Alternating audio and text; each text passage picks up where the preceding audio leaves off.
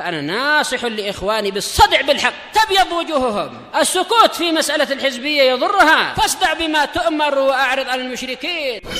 سلامي على دماج ورجالها والشيخ يحيى ودار العلم يا سعد بانيها.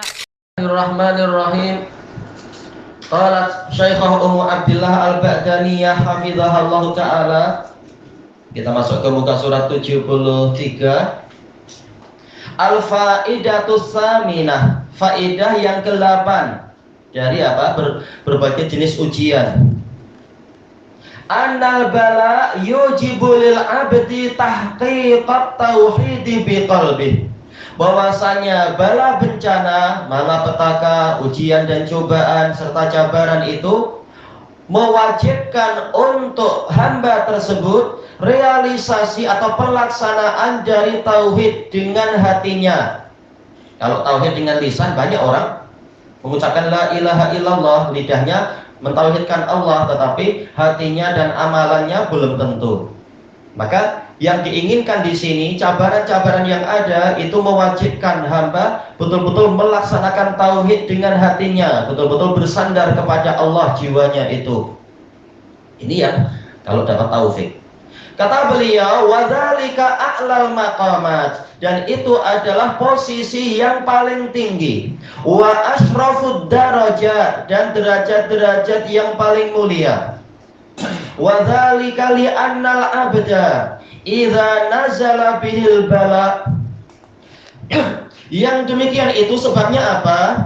Si hamba tadi atau seorang hamba Allah, apabila bencana itu turun menimpa dia, washtadda alaih, ini pakai apa? Hamzah wasl ya, bukan hamzah qat'a. Kalau hamzah qat'a maknanya di lain, ashtaddu, saya berlari cepat. Tapi ini ishtadda. Dan bencana itu terasa keras menimpa dirinya, tayaqqana annallaha wahdahu huwallazi biyadihi daf'ud durri wa raf'ul bala.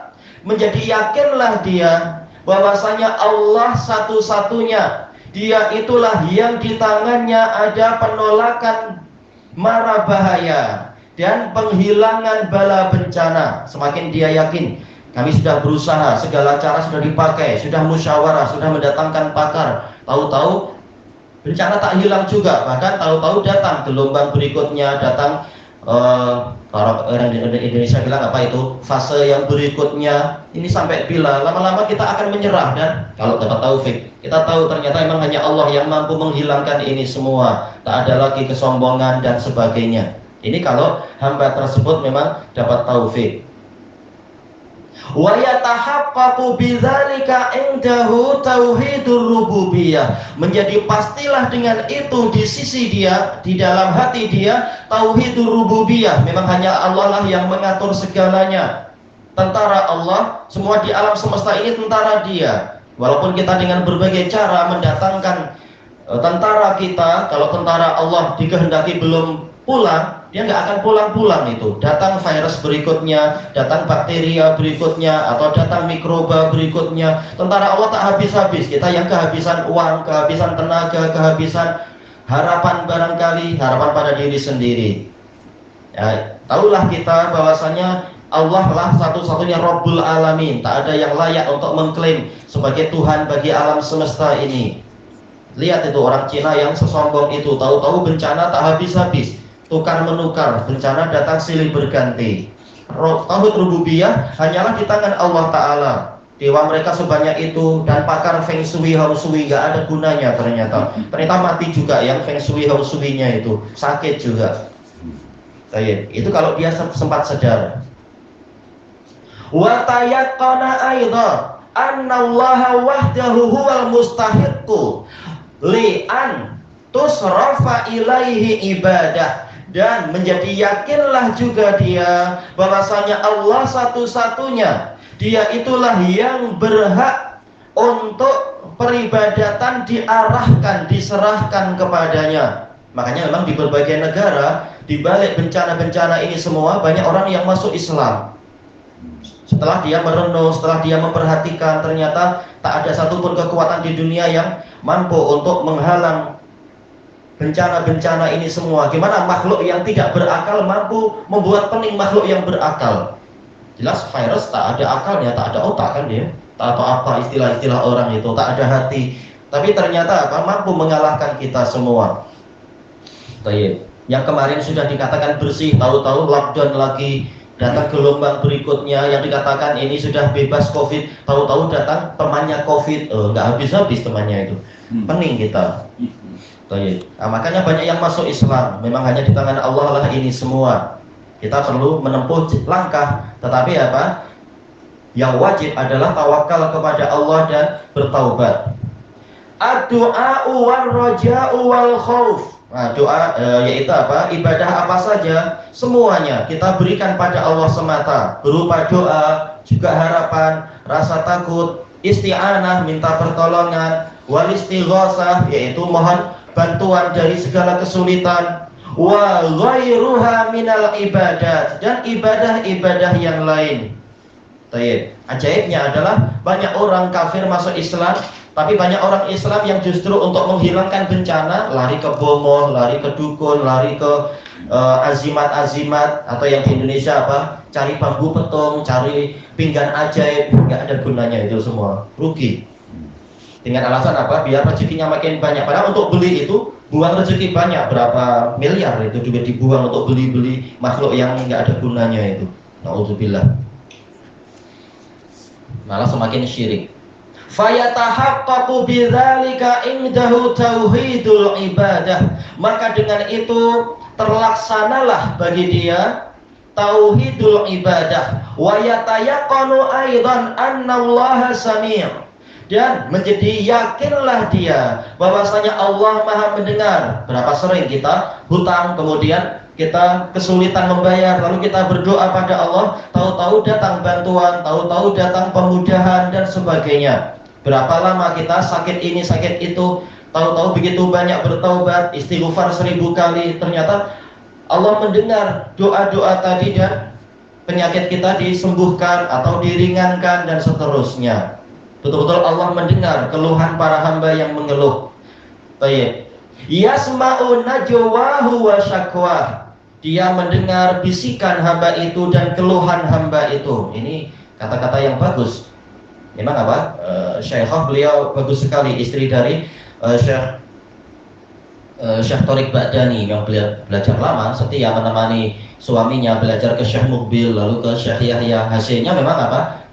Punya kata-kata mutiara yang bagus, menulis buku, memberikan faedah ke seluruh dunia. Allah menyampaikan ilmunya ke mana-mana. Wa annahu yarah, dan menjadi yakinlah dia bahwasanya Allah memang melihat dia.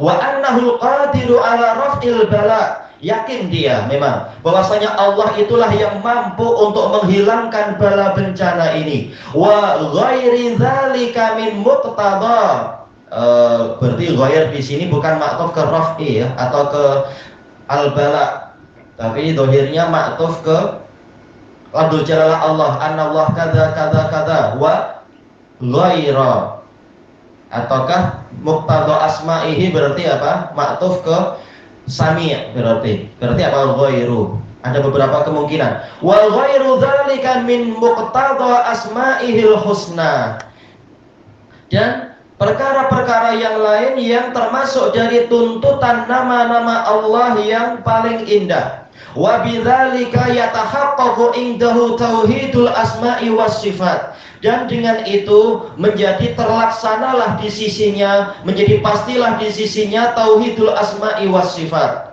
Berarti ada tauhid dengan 3 jenisnya itu di balik masalah musibah ini. Semakin kenal dia dan semakin terlaksana 3 jenis tauhid itu.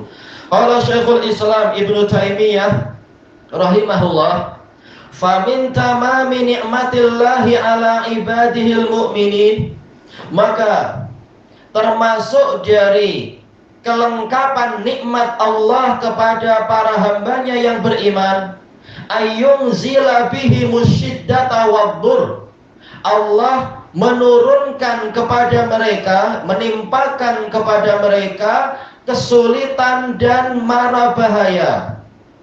Ma yulji'uhum ila tauhidih, yang menyebabkan mereka akan bernaung kepada tauhidullah, atau al-ja'ayuji'u, yaitu memaksa, akan memaksa mereka untuk mentauhidkan Allah. Dan ini diambil dari Al-Quran, cerita-cerita tentang apa? Orang-orang musyrik zaman jahiliyah. Ketika suasana senang, dalam suasana lapang, mereka berbuat syirik banyak-banyak. Tapi ketika sudah tertimpa malapetaka, ternyata Tuhan-Tuhan yang lain itu hilang di hati mereka, dan mereka hanya memohon kepada Allah Ta'ala. Dan lalu Allah Ta'ala menurunkan rahmatnya dan menghilangkan bencananya tadi. Baik. Nah, orang jahiliyah tahu bahwasanya untuk menghilangkan malapetaka kita mentauhidkan Allah. Justru orang modern-modern tak paham kemana kita harus menghilangkan bencana ini. Baik. Makanya di sini Syekhul Islam mengingatkan itu. Dan ini adalah nikmat Allah Ta'ala agar orang lepas dari kesyirikan, diberi apa? Berbagai macam malapetaka agar dia mentauhidkan Allah lagi, agar bersih dari dosa syirik. Kalau dapat taufik tentunya. Fayad'unahu mukhlishina lahuddin, lalu mereka berdoa kepadanya dalam keadaan mereka memurnikan agama ini untuknya. Mukhlishin ini hal. Wa yarjunahu la yarjuna ahadan siwah, mereka mengharapkan Allah dalam keadaan mereka tidak mengharapkan siapapun selain Dia. Kita tidak mengatakan seorang pun selain Dia, jelas Allah bukan orang, tapi apa? Siapapun. Wa tata'allaqu qulubuhum bih, hati-hati mereka bergantung kepadanya saja, la bi ghairih, bukan kepada yang lain. Ini ada beberapa i'rab, boleh la dan setelahnya ini, jumlah ini adalah fi mahali nasbin sebagai apa? Hal. Dan boleh juga la-nya di sini adalah sebagai apa? Adatul atof saja, huruf atof. Kepada Allah bukan pada yang lain, mengharapkan Allah bukan mengharapkan yang lain. Sebagai apa? Atof. Fayahsulu lahum minat tawakkuli alaih, maka akan dihasilkan untuk mereka berupa apa? Ketawakalan kepada Allah, wal inabati ilaih, bersegera bertaubat kepadanya, wa halawatil iman, dan juga apa? Manisnya keimanan, wa dzauqi ta'mih, dan merasakan cita rasa keimanan. Boleh jadi ketika dia kaya, ketika dia sehat, ketika dia lapang, dia lupa Allah Ta'ala, menyombongkan kekayaannya dan seterusnya. Tapi ketika mulai merasakan pahitnya kehidupan, dia mulai apa? Rajin ibadah, akhirnya justru lebih tentram ketika dalam keadaan fakir, dalam keadaan miskin, dalam keadaan kekurangan. Lebih rajin ibadah ketika dia sakit daripada ketika dia kaya, dan seterusnya, daripada dia sehat. Ini banyak nikmat di balik musibah-musibah itu.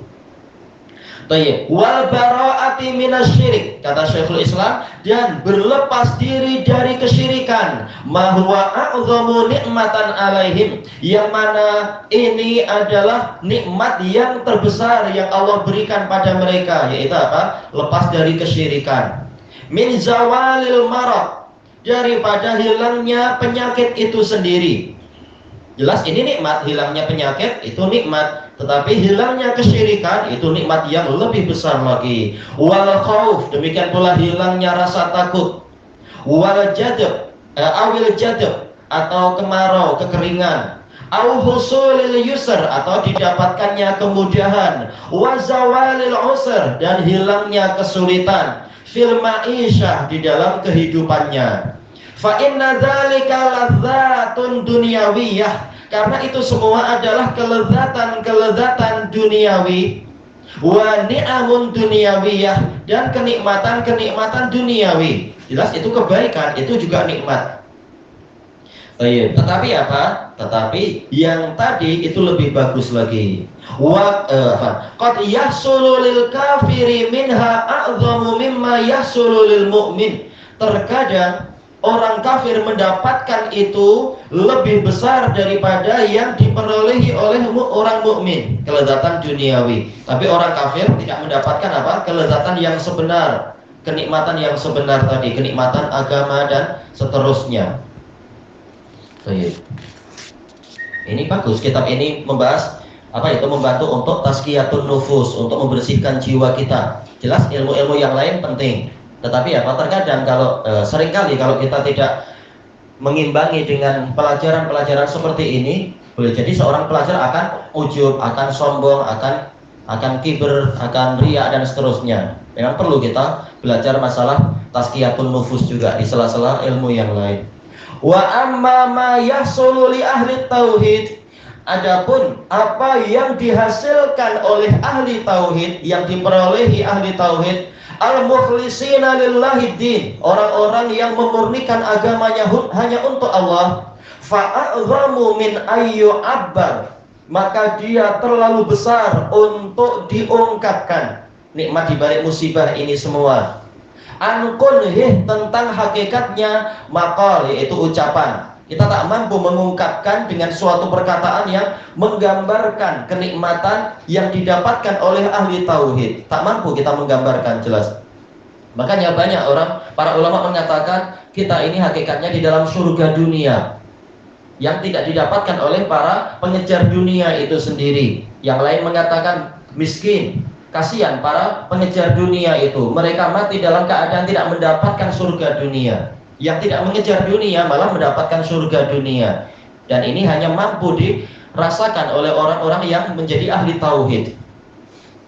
Untuk menggambarkan itu susah, tetapi diceritakan seperti yang disebutkan oleh Ibnu Taimiyah, Ibnu Qayyim dan para ulama yang lain, pendekatannya dan pembahasannya. Kata beliau, au tastahdira tahsilahu bal, atau pikiran menghadirkan hasil yang dia dapatkan, yaitu terlalu besar untuk pikiran itu menghadirkan hasil yang dia perolehi selama ini. Bayangkan misalkan nanti orang yang mendapatkan taufik setelah Covid selesai, dia ditanya apa saja nikmat yang Anda rasakan di balik ini semua. Dia akan cerita banyak, tapi ujung-ujungnya dia mengatakan ini baru sedikit yang mampu kita ceritakan. Banyak hikmah di balik itu. Ternyata Covid jadi Hay'ah amar ma'ruf nahi mungkar. Banyak kemungkaran hilang dengan sebab Covid. Belum lagi nikmat-nikmat yang lain. Walikulli mu'minin min dzalika nasibun biqadri imanih. Syekhul Islam menutup pembahasan ini untuk yang dicatatkan di sini dengan setiap mukmin akan mendapatkan bagian dari nikmat tadi sesuai dengan kadar keimanan dia. Semakin bagus imannya, semakin banyak hasil manfaat yang dia perolehi di balik musibah yang dia dapatkan itu, yang dia alami. Selesai dari penukilan tersebut. Ilahuna wallahu a'lam. Ada orang hantar kat sana. Dia kata 70% sahabat Nabi Muhammad dijamin syurga, berstatus multi-billionaire yang beriman. Muslim wajib kaya. Gimana itu cara memahami seperti itu? 70% sahabat Nabi Muhammad dijamin syurga berstatus multi-billionaire. Billion itu kosongnya berapa? 6 ke 9? 9. Bila dia pergi ke zaman sahabat menghitung kekayaan Utsman berapa, kekayaan Tolhah berapa, gimana dia mampu menghitung para sahabat itu dalam multi-billionaire? Ya kaya, tapi dari mana dia tahu Utsman adalah multi-billion kada wa kada? Dari mana pula dia tahu? Jumpa Utsman aja enggak? Menghitung kekayaan kepala negara masing-masing aja dia tak mampu. Gimana menghitung kekayaan orang yang sudah di zaman dulu 1000 tahun meninggal lebih dulu dari dia. Baik, tapi intinya memang para sahabat sebagiannya kaya dan kekayaannya menyebabkan mereka bersyukur. Tapi majoritinya sebagaimana kata para ulama ahlu hadis, mereka adalah fuqara dan kefakirannya itu tetap menyebabkan mereka itu banyak bersabar. Jadi para sahabat dengan situasi apapun mereka beribadah kepada Allah. Anda seandainya Anda diberi kekayaan, mampukah untuk bersyukur? Ketika diberi kesulitan saja, mampukah Anda bersabar? Bersabar dengan sunnah Nabi aja tak mampu. Bersabar dengan tauhidullah juga tak mampu. Tahu-tahu apa mewajibkan apa yang tidak wajib? Wajib kaya. Mana dalilnya mengatakan sahabat wajib kaya? Tak ada dalilnya. Tapi wajib tauhid, dalilnya banyak. Wajib ikut sunnah, dalilnya banyak. Kenapa tak dibahas itu? Yang dibahas adalah sahabat wajib kaya. Untuk masalah kekayaan baru mengajak kita untuk wajib ikut sahabat. Tapi untuk agama, kenapa tidak wajib ikut sahabat? Kenapa tak mau ikut salaf, para sahabat dan murid-murid mereka? Ini ajaibnya sebagian orang. Baik, seperti apa sebagian orang yang kalau masalah ta'addud, mereka akan mengatakan kita wajib menegakkan sunnah. Tapi untuk sunnah dalam sholat sendiri malas, untuk ikut sunnah Nabi, belajar sunnah Nabi dalam sholat aja malas. Ini menunjukkan apa? Hawa nafsu dan seterusnya. Seperti orang-orang MLM yang di Indonesia itu datang kepada anak, padahal tauhidnya rusak, sunnah juga malas dan seterusnya. Tapi dia bilang, yang saya sukai dari MLM adalah apa? Saya melabur sekian, nanti hasilnya boleh 10, boleh 700, boleh lebih. Ternyata di dalam LMM ada akidah katanya. Satu pahala lipat 100, lipat 700. Nah, inilah akidah. Nah, untuk masalah mencari duit, akidah dibesar-besarkan. Tapi untuk belajar akidah sendiri malas orang ikhwanul muslimin dia. Ini banyak orang yang cara berpikirnya terbalik. Seperti yang disebutkan dalam pertanyaan tadi itu. Untuk masalah kekayaan, sahabat begini-begini, jadi kita harus ikut. Untuk akidah sahabat bahwasanya Allah di langit, kenapa tak wajib ikut? Ini salah besar tentunya. Intinya apa? Pendapat dia sejak pertama sudah salah, mengatakan 70% sahabat itu kaya, apalagi sampai multi-billion atau apa. Ini salah besar. Para ulama yang menulis biografi sahabat justru menunjukkan mayoritas sahabat seperti yang disebutkan oleh Heraklius, mayoritas pengikut Nabi itu adalah para fuqara wal masakin. Wallahu a'lam. Alhamdulillahirabbil alamin.